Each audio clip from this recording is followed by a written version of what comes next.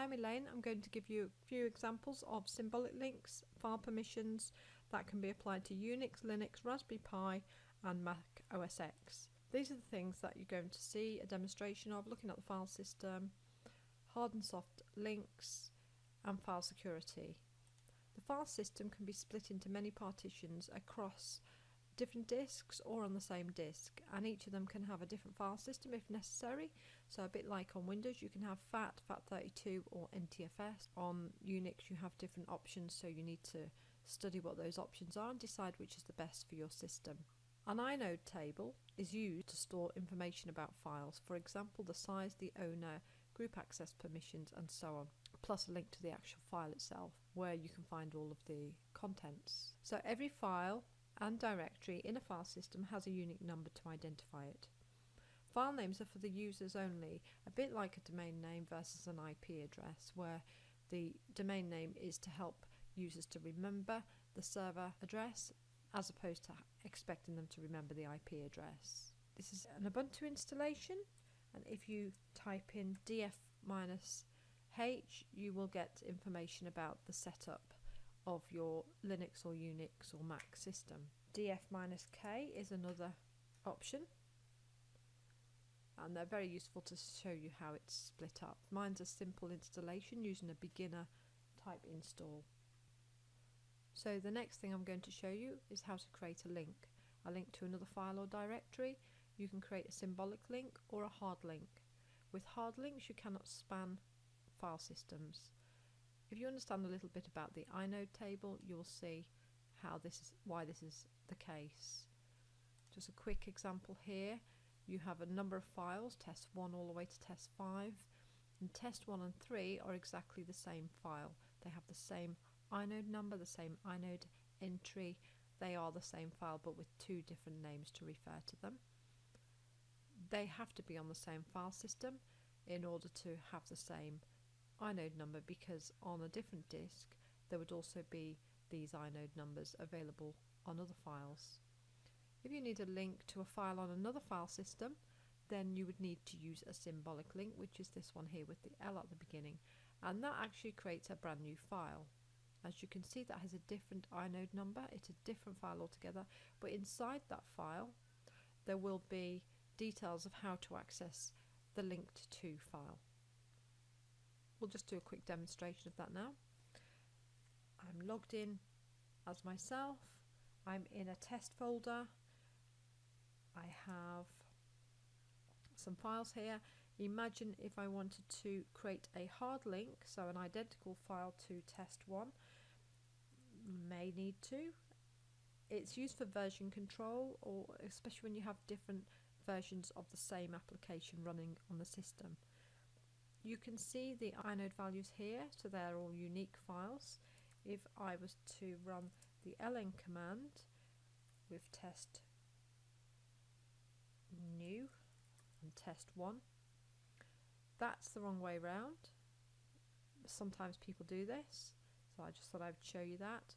So it has to be ln with the name of the file that already exists and the file that you want to then create.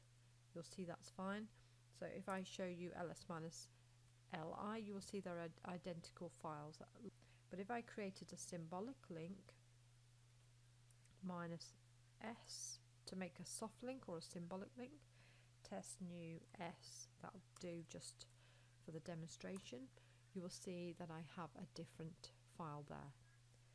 Quick example of where they're used. So in the case of this system, I know for sure that my Python files have links. So for example, Python, when you run Python, links to this file, Python 2.7, which is the interpreter for Python 2.7. Python 2 also links to the same one. Python 3 links to the 3.5 interpreter.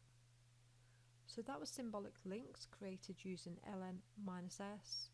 They can span file systems, whereas hard links cannot. Symbolically linked files gain a new inode entry, so that's more data for the operating system to manage, but necessary when the files are on different file systems. Use ls-il to see the inode entry as well as other details. You can use rm to remove the file just like you can any other file. Just have to make sure that you understand which link you need. So symbolic links are used for when you have packages with different versions and you need to switch between different versions, so you might need a specific name to be used in all of your scripts and applications. The next thing is to do with permissions. So when you look in the etc password file, you will see the users that exist, and when you look in etc group, you will see what groups exist on the system. Users and groups are important when looking at permissions because that's how you actually allocate them. To work out which user you currently are, because believe it or not, that can become a little confusing when you go via different terminals and you log in and log out of different sessions. So for example, if I was to become super user, my ID would be root. I could also look at who am I, and that would say I'm root. Who am I? And that say, well, that doesn't do anything on this system. So if I exit and then ID, that's back to myself again. If you look at etc password, you'll see at the very end my user account is in there. I could have used tail, that would have given me the end of the file, so that's often quite useful command to look at, and group as well to see the groups that exist. So let me go back to my own directory and go into dev. I'm going to go into my test folder, not that, and there you can see all of those files I was playing around with earlier.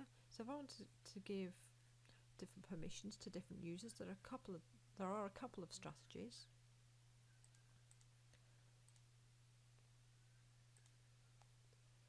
You need to know which user and which group it applies to, and then use the permission blocks. This is using binary, so it starts with 1, 2, 4, 1, 2, 4, 1, 2, 4. So if it's set, so if you want execute to be set, then that's a 1.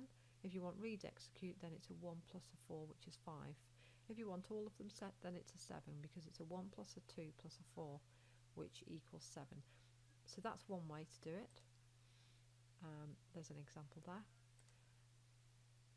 This is just showing you the different ways you can set it. Shell scripts are often set with read execute. These are scripts written in Unix shell command language. Executables always need an X set. W to allow you to write but not delete. And read for access only, so use the chmod command. The chmod command allows you to change the permissions, and you can do that recursively through a whole folder of files and all the subdirectories within that. Chown is to change ownership. You need to be super user to do this, and chgroup is to change the group for some files. Again, you need to be super user. So here are some examples that you can use to set permissions. Chmod user equals, so you can set it that way.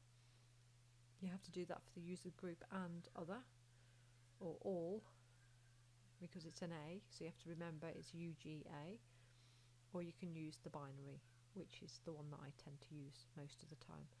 We'll have a little look at those. So imagine I want to give write permission to the groups. So chmod group plus write on just one of the files. You can see now that has write permission. I can take that back away by just using the minus, and you can see that has now gone. Or I can just use 664. That's just something that I remember. If you know binary, then it's quite easy to remember. So there it is as well. And also notice here this number. Notice that they're all 1 and this one is 2. And that's because in this case we have, let me just put an I on the end, There are 2 of these files because that's the hard link to this one, so there's 2 of those, but there's only 1 of these files. Even though it's a symbolic link, it is a unique file. So back to permissions. I've just given you some examples of that. So 755 for test 1 would show it as an executable file, but you can't write to it if you're in the group students or any other user. You can change the group, but you need to be super user, and that would be using group. I won't do this. Say it was staff, star, or just the file name that you want to change the group for. And that's about it really. Let's go back and see, make sure I've covered everything. When you want to delete a file permission, then you can use -F to force the issue when you're deleting files. So a little look at the file system. I look at inode numbers and the fact that they're quite important. They can give you some useful information. It can be quite hard to know if a file is a link file, so you can use the count to determine that. This one here, that shows that there's more than 1 of these files on the system. So you've done links to files, we've done some permissions, and the df-h and df-k command. Thank you for watching, and I hope that helps. If you need any more information on files, there is a separate video on files and directories.